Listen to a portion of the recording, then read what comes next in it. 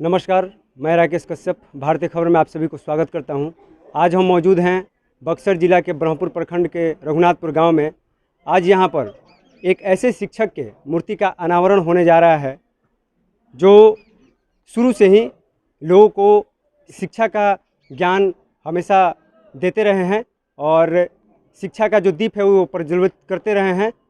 आज यहाँ पर बहुत सारे लोग मौजूद हैं जो अध्यापक भी हैं और कवि भी हैं। आइए मैं उन सभी लोगों से जो गुरु हैं श्री रामाधार तिवारी आधार जी, उनके बारे में, उनके जीवन के व्यक्तित्व के बारे में, उनके उपलब्धियों के बारे में हम जानेंगे। सर, भारतीय खबर में सबसे पहले आपका स्वागत है। आपका शुभ नाम क्या है? अमरजीत कुमार। आज जो रामाधार तिवारी आधार सर का मूर्ति का जो अनावरण हुआ, उसकी जो तैयारी है आप पिछले कई दिनों से कर रहे हैं। मैं ये तैयारी 6 माह पहले से इसके बारे में सोचा था कि मेरे गुरुजी का ये समाज के लिए एक मूर्ति का अनावरण करना है। किसी हाल में किया गया और आज वो सफल भी हुआ। इसके लिए मैं सभी समाज के बुद्धिजीवी वर्गों को धन्यवाद देता हूँ और साहस मेरे को देने के लिए उसके लिए भी धन्यवाद देता हूँ कि साहस मेरे को दिए, जिसके आधार पर मैं आज किया। नहीं तो मैं टूट चुका था एक तरह से, लेकिन हिम्मत मिला, फिर खड़ा हो गया और आज गुरुजी का मैं मूर्ति लगाकर स्थापित किया।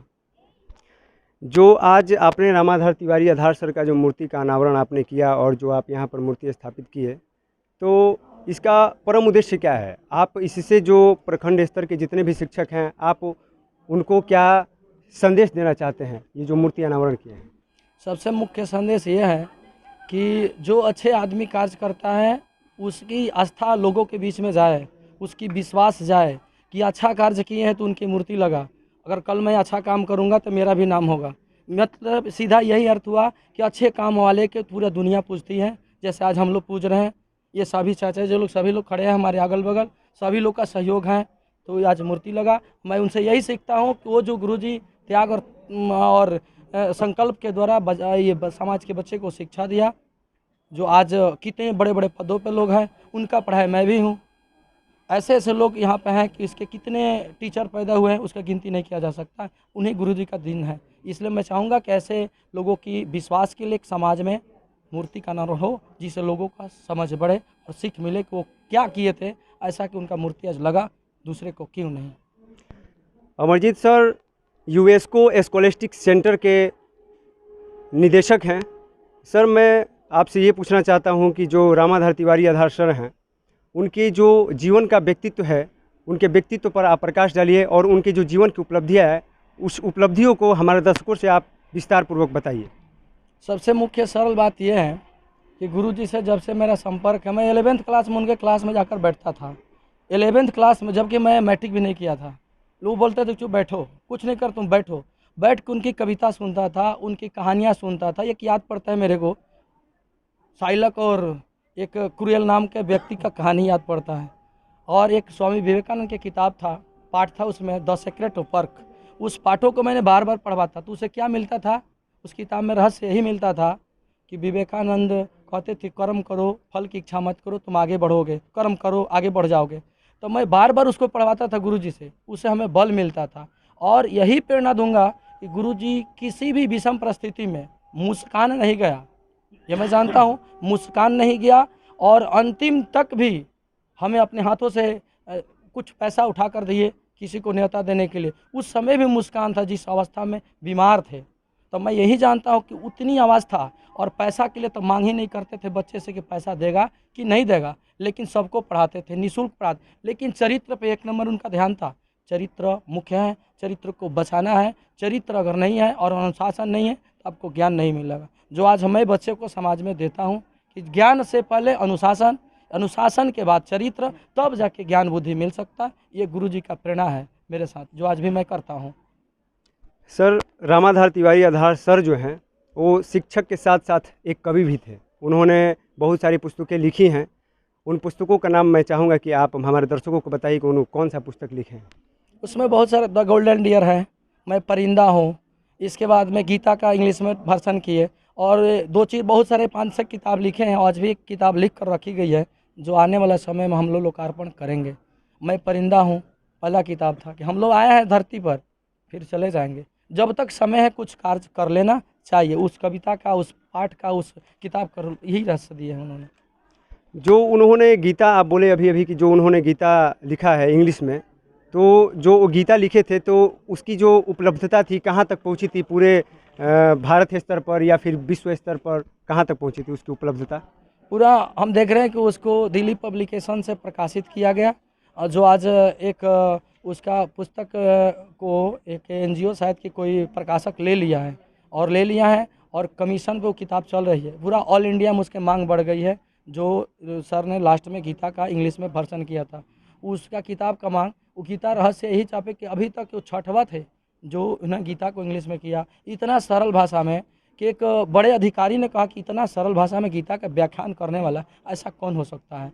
या ऐसा लगता है कि वो मैंने एकदम शब्द बोल रहा है हिंदी ही, लेकिन इंग्लिश का लैंग्वेज होता था। तो सर जो इंग्लिश में उन्होंने गीता का ट्रांसलेट किया था, तो वो जो स्थान है पूरे विश्व में, उनका स्थान किस स्थान पर वो थे?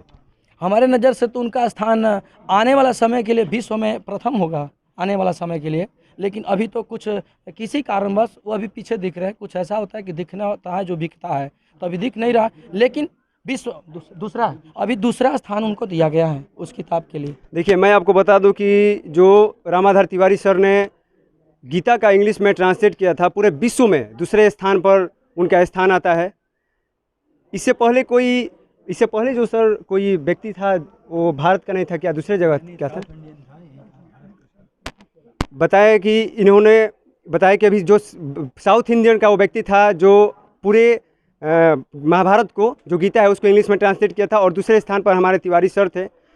अब मैं आपको बता रहा हूँ, ये हैं यूनेस्को स्कॉलस्टिक सेंटर के सचिव। सर, भारतीय खबर में आपका स्वागत है। आपका शुभ नाम क्या है? जी, विंध्याचल शाही। सर का नाम विंध्याचल शाही। सर, मैं आपसे ये जानना चाहता हूँ कि जो सर की उपलब्धियाँ हैं, उन उपलब्धियों के बारे में आप क्या कहना चाहते हैं, और किस तरीके से सर ने लोगों के अंदर ज्ञान का जो प्रकाश है वो प्रज्वलित किया है, इसके बारे में आप हमारे दर्शकों से बताइए। देखिए, गुरुदेव जी का बराबर ये सोच रहता था कि बच्चों का भविष्य उज्जवल किया जाए। उसके चलते इस संस्था का निर्माण हुआ, और इस संस्था में गरीब बच्चों को फ्री में भी पढ़ाया जाता है। जिनके पास पैसा देने की कैपेसिटी नहीं है, अगर वैसा बच्चा पढ़ना चाहे तो उनको भी फ्री में पढ़ाया जाता है। और यही सोच था कि इस क्षेत्र को दिन पर दिन विकास किया जाए, अच्छा शिक्षा दिया जाए, अच्छा बुद्धि ज्ञान दिया जाए, और इसी सब के चलते इस संस्था का निर्माण हुआ। और हम लोग लगे हुए हैं कि इसका दिन पर दिन विकास हो और ये संस्था अपने ज़िले में एक नंबर के स्थान पर पहुँचे। सर ने बताया कि हम लोग लगे हुए हैं, यूनेस्को उसको पूरे विश्व स्तर पर पहुंचाना है, और सभी लोग एकजुट होकर के मेहनत कर रहे हैं ताकि यूनेस्को जो संस्था है ये पूरे विश्व लेवल पर इसकी चर्चा हो, विश्व में आगे निकले। और यहाँ पर कुछ लोग हैं, मैं उनसे बात करना चाहता हूँ। सर, भारतीय खबर में आपका स्वागत है। आपका शुभ नाम क्या है? डॉक्टर चंद्रशेखर पाठक। जो तिवारी सर हैं, तिवारी सर ने जिस तरीके से लोगों के अंदर ज्ञान जो प्रज्वलित किए हैं, तो इनसे जो और भी शिक्षक हैं, जिस तरीके से सर ये जो तिवारी सर का मूर्ति का अनावरण किए हैं, तो और शिक्षक जो है इनसे क्या सीखना चाहिए, और शिक्षकों को क्या कहना चाहेंगे आप हमारे दर्शकों से, आप बताइए। मेरे हिसाब से इनके अंदर जो बहुत सारी खूबियां थी, जैसे चरित्र निर्माण, अपना हौसला बुलंद करना और दूसरे को शिक्षा देना, बच्चों को शिक्षा दे करके आगे बढ़ने की प्रवृत्ति को बढ़ाना, ये हमेशा उनके अंदर रहता था कि हम कैसे बच्चों को आगे बढ़ावें। और बढ़ाने का एक ही तरीका था कि वो उसको आगे बढ़ने के लिए उत्साहित करते रहते थे, हमेशा कहते रहते थे कि तुम आगे बढ़ो, कर्म करो, कर्म करोगे तो उसका प्रतिफल हमेशा अच्छा ही मिलेगा। इसी के भरोसे उन्होंने आगे बढ़ाया और विद्यार्थी उनका अनुकरण किए, और अनुकरण करके एक से एक उनके पढ़ाए हुए बहुत सारे लड़के बहुत बड़े बड़े अच्छे पोस्ट पर चले गए हैं, जो उनका अभी तक उनका मैसेज आते रहता है उनके प्रति। तो इस तरह से उनके अंदर जो विश्वास था, उल्लास था, और इस तरह से बढ़ाते बढ़ाते बच्चों को आगे बढ़ाए। चलिए, बहुत बहुत धन्यवाद सर आपको भारतीय खबर से बात करने के लिए। यहाँ पर और भी शिक्षक हैं, मैं उनसे सीधा बात करना चाहूँगा। सर, भारतीय खबर में आपका स्वागत है। आपका शुभ नाम क्या है? चतुर्भुज प्रसाद। सर मैं आपसे ये जानना चाहूँगा कि जिस तरीके से यहाँ पर कवि सम्मेलन हुआ और कवि सम्मेलन में यहाँ पर तमाम जगह से लोग आए और जो उन्होंने अपनी जो काव्य रचना की वो बताए, तो इस तरीके से जो उन्होंने एक समाज में मैसेज दिया है, उस मैसेज से लोगों के ऊपर क्या प्रभाव पड़ेगा और लोगों को किस तरीके से जो सर ने मूर्ति अनावरण करके लोगों को एक नया संदेश दिया है, जितने भी प्रखंड स्तर के शिक्षक हैं उनको किस तरीके से आगे बढ़ना चाहिए, आप इसके बारे में क्या कहना चाहेंगे? आप हमारे दर्शकों से बताइए। इस आयोजन में जितने भी कवि आए हुए थे और अपनी कविता पाठ जो किए, उस कविता पाठ से श्री गुरुदेव के श्रद्धा भक्ति दिखाते हुए लोगों में बच्चों में यह संदेश देने का काम किए कि जिस तरह से गुरुदेव आधार जी अपने जीवन में ज्ञान को सबसे आगे बढ़ाने का प्रथम स्थान दिया, उसी तरह से अन्य शिक्षकों को भी उनका अनुसरण करना चाहिए। मूर्ति अनावरण का मुख्य उद्देश्य यही है कि उनके आदर्शों को और सभी शिक्षकगण अपनाएं और समाज में अच्छा संदेश दें। जिस तरीके से सर ने बताया कि मूर्ति अनावरण का मेन उद्देश्य यह है कि जितने भी प्रखंड स्तर के शिक्षक हैं या फिर और भी जो भी लोग इस वीडियो के माध्यम से देख रहे हैं, आप जो भी व्यक्ति एक जीवन में जो ज्ञान का दीपक जलाए वो प्रज्वलित करे, उसको हमेशा कहीं ना कहीं आगे बढ़ना चाहिए और समाज में इस तरीके का भाव रखना चाहिए ताकि सभी लोग एकजुट होकर के शिक्षा का जो क्षेत्र है उसको और भी डेवलप करें, शिक्षा के क्षेत्र को और भी आगे बढ़ाएं। यहाँ पर और भी लोग हैं, मैं उनसे सीधा सीधा बात करूँगा। सर, भारतीय खबर में आपका स्वागत है, आपका शुभ नाम क्या है? कृष्णकांत तिवारी। अच्छा, आप हमको ये बताइए कि जो सर हैं, सर जिस तरीके से यहाँ पर शिक्षा का जो एक रोशनी जगाए हैं, तो ये जो समाज में इसका क्या प्रभाव पड़ेगा और किस तरीके से उन्होंने शिक्षा को एक अलग स्थान दिया है और एक अलग स्थान देकर के शिक्षा को आगे बढ़ाने का पूरा प्रयास किया है, आप उसके बारे में क्या कहना चाहते हैं? आप हमारे दर्शकों से बताइए। मैं तो ये तो हमारे पिताजी थे। अच्छा अच्छा। तो मैं उनका बड़ा पुत्र हूँ, तो बचपन से साथ रहा हूँ, जी जी। सब देखा हूँ इनका। शुरू से ही ये दूसरे को शिक्षा देने के लिए जो भी मैंने हो सके वो करते थे, बिना स्वार्थ के, बिना पैसा का। शुरू से ही श्रम विद्यादान दिया इन्होंने, लास्ट तक यही किए। और ये इन्होंने संस्था बनाया, इसका भी उद्देश्य यही है जितने भी आदमी लड़के आए, बच्चे आए, उनको शिक्षा दो, आगे बढ़ाओ, यही काम उनका ज़िंदगी भर यही किए। अच्छा, सर ने अभी बताया कि संस्था बनाए। सर, मैं चाहूँगा कि आप थोड़ा सा नीचे आइए। भारतीय खबर में सर आपका स्वागत है, आपका शुभ नाम क्या है? मैं रत्नेश ओझा राही साहित्य से रुचि रखता हूँ, अखिल भारतीय साहित्य परिषद अध्यक्ष हूँ।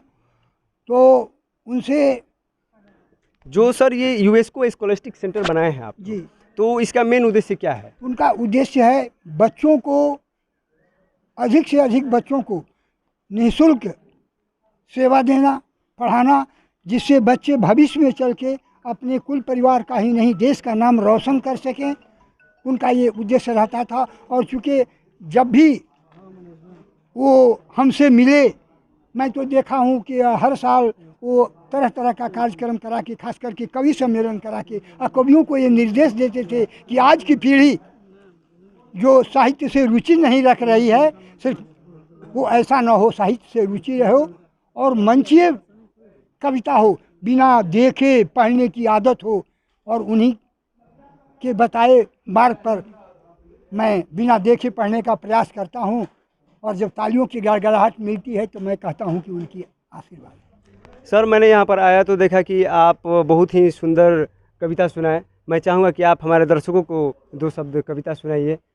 तो मैं, चूँकि आज प्रथम जन्म पुण्यतिथि थी उनकी, इस तिथि पर मैं उनके लिए ये कहना चाहता हूँ कि लिखते लिखते लिखते लिखते यूं ही स्वर्ग में गए हैं, यूं ही स्वर्ग में गए हैं। बड़ी उम्र ढलते ढलते, बड़ी उम्र ढलते ढलते यूं ही यही कलम रुक गई है, यही कलम रुक गई है। जीवन के टलते टलते, जीवन के टलते टलते वे लिख गए हैं जो भी, वे लिख गए हैं जो भी ये दुनिया कह रही है, ये दुनिया कह रही है कि जादुई कलम थी, कि जादुई कलम थी, रचना को करते करते, रचना को करते करते। और क्या है, गीता का अनुवाद है, उन्होंने कई किताबें लिखी, जैसे गीता का अनुवाद है, इंग्लिश में ना विवाद है, गीता का अनुवाद है, इंग्लिश में ना विवाद है। मैं परिंदा हूँ लिखा, मैं परिंदा हूँ लिखा, किताबें सब सही है, पाया हूँ पढ़ते पढ़ते, पाया हूँ पढ़ते पढ़ते। है लगता ये भी नहीं है, लगता ये भी नहीं है, अभी कोई इस नकल के, कोई इस नकल के, करूँ इंतजार कब तक, यादों में आंसू छल के, चलते चलते पटना से आके बस गए, पटना से आके बस गए, साहित्य में वो फंस गए। रघुनाथपुर रह के, रघुनाथपुर रह के, वो दीप बुझ गया है, वो दीप बुझ गया है, हर दिल में बास कर, हर दिल में जलते जलते, हर दिल में जलते जलते। है श्रद्धांजलि उन्हीं की, है श्रद्धांजलि उन्हीं की, है रहे न पर अमर है, रहे न पर अमर है। वो फूल सूख गया है, वो फूल सूख गया है, जग को खुशबू करते, ऐ खुशबू को करते करते, खुशबू को कर। अंतिम कड़ी है राही, राही सूर्य अस्त हो गया, राही सूर्य अस्त हो गया, दिखता नहीं वो खो गया, दिखता नहीं वो खो गया, पृथ्वी के चलते चलते, पृथ्वी के चलते चलते, यूं ही स्वर्ग में गए हैं, यूं ही स्वर्ग में गए हैं, बड़ी उम्र ढलते ढलते, बड़ी उम्र ढलते ढलते। जय हिंद, जय साहित्य जगत।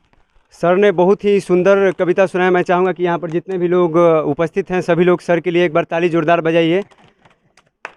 जिस तरीके से सर ने कविता का उल्लेख किया हमारे सामने, वो अपने आप में गौरवान्वित महसूस होने वाला है। और कहीं ना कहीं सर की जो कविता है वो हमारे अंदर आत्मनिर्भरता पैदा कर रही है कि हमको भी कहीं ना कहीं शिक्षा के क्षेत्र में जितना हो सके अपने से योगदान देना है, और बाकी जो बड़े लोग हैं वो भी हमारा मदद करेंगे, हमेशा हमारी सहायता करेंगे कि हम लोग किस तरीके से शिक्षा को आगे लेकर के जा सकते हैं।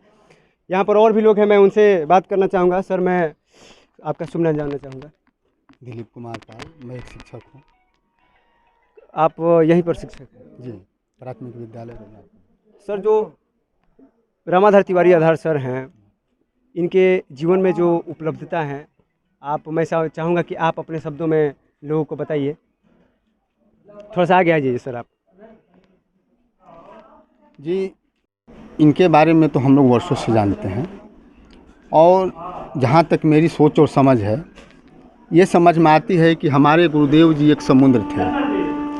जिस प्रकार समुद्र में सभी छोटी बड़ी नदियाँ मिल जाती है, उसी तरह सभी लोग उनसे मिले हुए थे और वो सब में समाहित थे। उनकी इच्छा थी कि समाज के निचले पायदान के लोग के बच्चे हैं जो शिक्षा देने में असमर्थ हैं, अगर वो ना भी दे, कम फीस भी दे, तो हम उनको पढ़ाएंगे और समाज की मुख्य धारा में लाने की कोशिश करेंगे। जिस तरीके से सर ने बताया कि जब कोई भी व्यक्ति आता था, कोई भी लड़का आता था और उसके पेरेंट्स भी आते थे, तो कि कम फीस ले करके भी वो पढ़ाते थे, या फिर कोई ऐसा बच्चा जो दिव्यांग हो या फिर जिसके पास उतनी उपलब्धता ना हो, वो बिना फीस के भी पढ़ा देते थे। इस तरीके की सर की उपलब्धियाँ थी। मैं और भी सर हैं यहाँ पर, मैं उनसे बात करूँगा सीधा सीधा। सर, भारतीय खबर में आपका स्वागत है। आप थोड़ा सा आगे आ जाइए सर। आपका शुभ नाम जानना चाहूँगा। ब्रह्मेश्वर कुमार मिश्रा।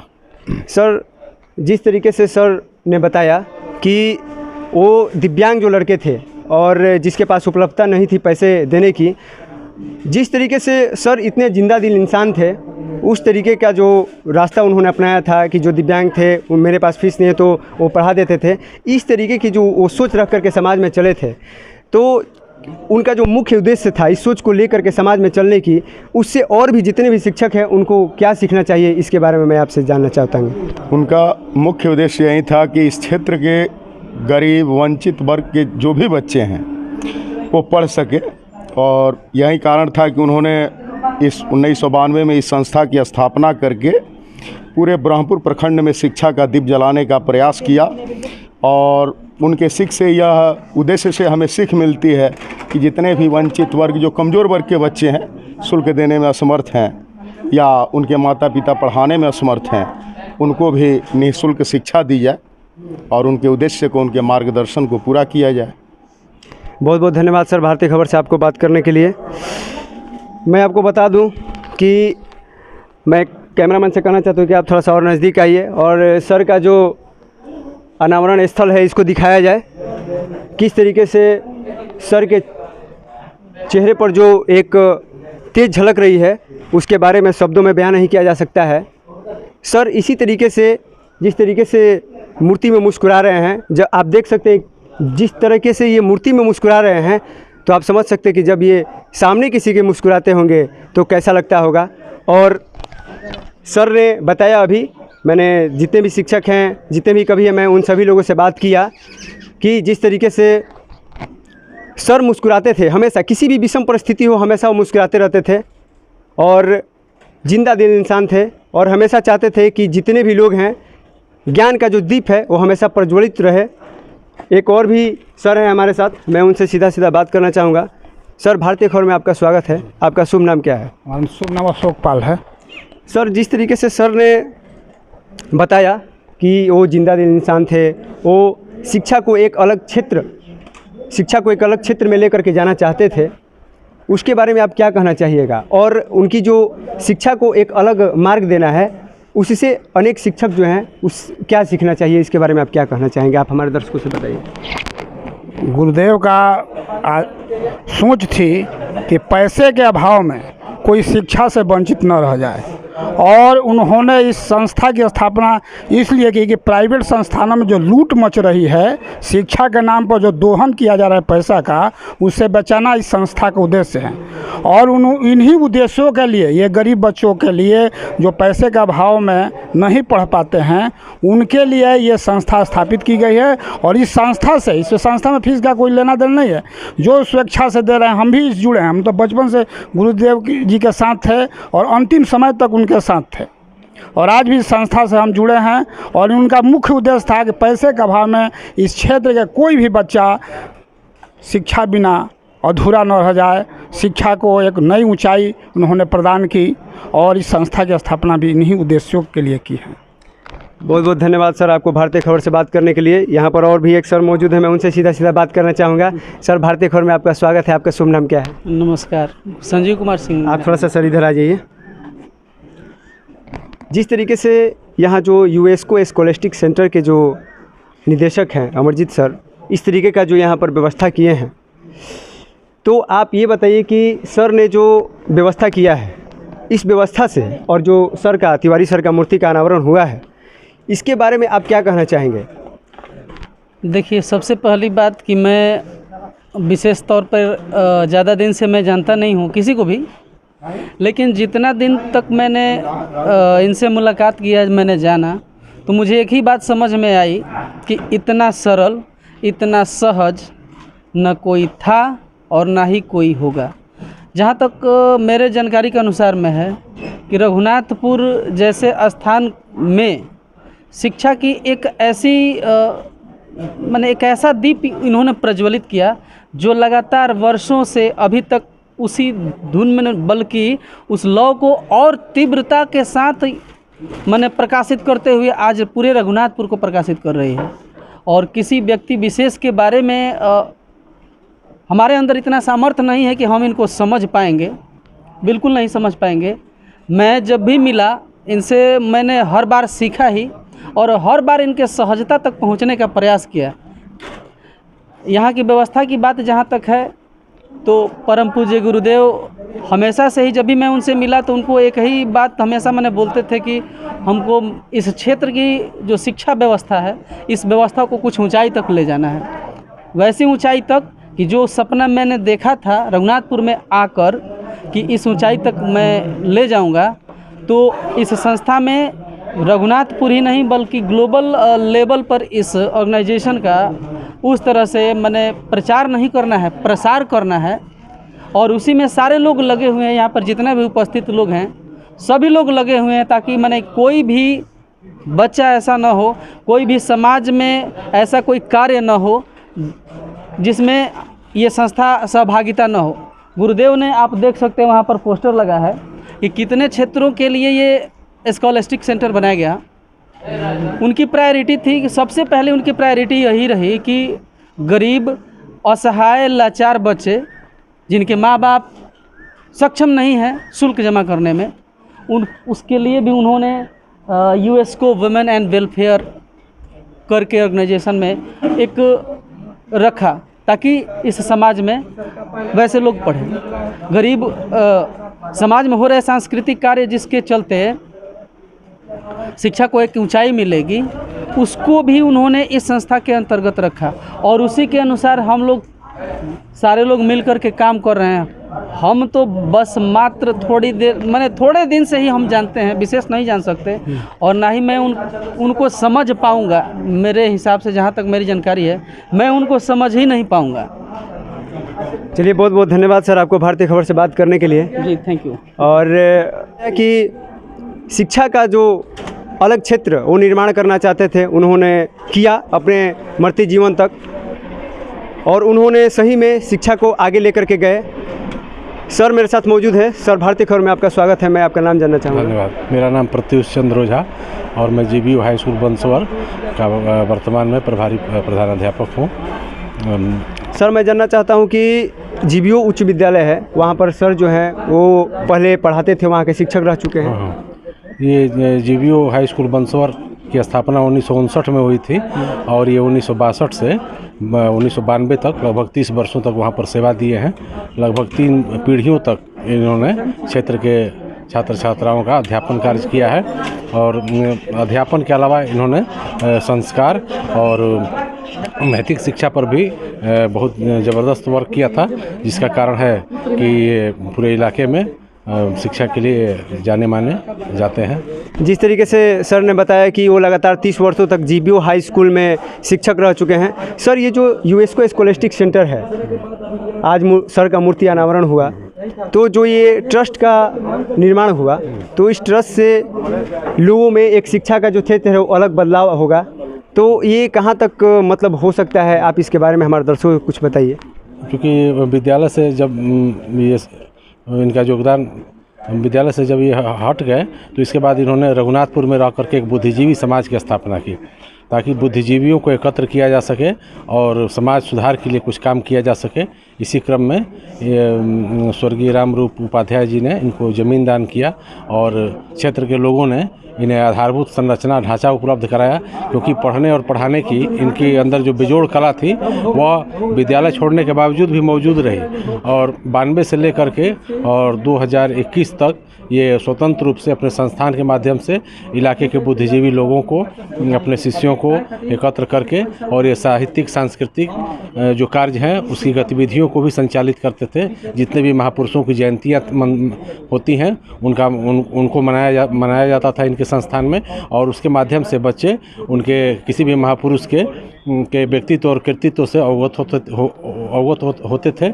इस तरह से एक नैतिक शिक्षा और बच्चों के अंदर शिक्षा ग्रहण करने का कार्य विद्यालय छोड़ने के बावजूद भी व्यापक स्तर पर होते रहा और इस क्रम में इन्होंने स्वतंत्र लेखनी को भी अपनाया और 5-7 पुस्तकों की भी रचना इन्होंने किया, और जिस पर आज पूरे देश में चर्चा है। और चूँकि इनके अंदर जो बेजोड़ प्रतिभा थी वो केवल विद्यालय की सीमा से बाहर आकर के इन्होंने अपने संस्थान के माध्यम से एक मंच के यूएसको एक मंच के रूप में मिला इनको, जिसमें समाज के विभिन्न वर्गों से लोग जुड़े थे और इस तरह से इन्होंने अपने कृतित्व को आगे बढ़ाया। बहुत बहुत धन्यवाद सर भारतीय खबर में आपको बात करने के लिए। ठीक है, धन्यवाद। जिस तरीके से सर ने बताया और जितने भी शिक्षक हैं यहाँ पर, उन्होंने बताया कि किस तरीके से सर ने यूनेस्को संगठन का निर्माण करके शिक्षा को जो है अलग क्षेत्र देना, एक अलग राह देना, ताकि कोई भी व्यक्ति, कोई भी बच्चा, चाहे वो नीचे स्तर का हो या फिर माध्यमिक स्तर का हो, अच्छे तरीके से वो पढ़ सके। आप यहाँ पर देख लिए कि किस तरीके से सर ने मूर्ति का अनावरण किया और सर का जो व्यक्तित्व है कितना निखर रहा है। बहुत बहुत धन्यवाद। जय हिंद।